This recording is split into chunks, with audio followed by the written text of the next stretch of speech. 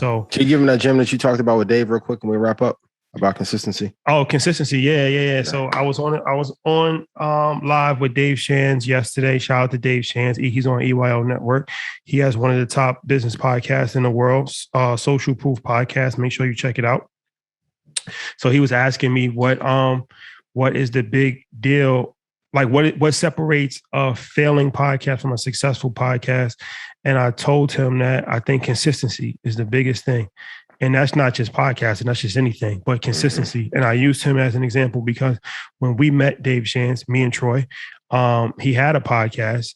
He had a podcast before we had a podcast, but his podcast wasn't really taking off. It wasn't really successful, what you would call successful. He was having trouble with it.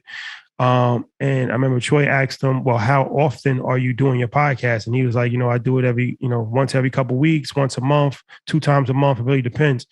And he told him, like, I think the biggest thing that you're lacking right now is consistency. You have talent, you actually, have a good, rapport about you, but you are not consistent.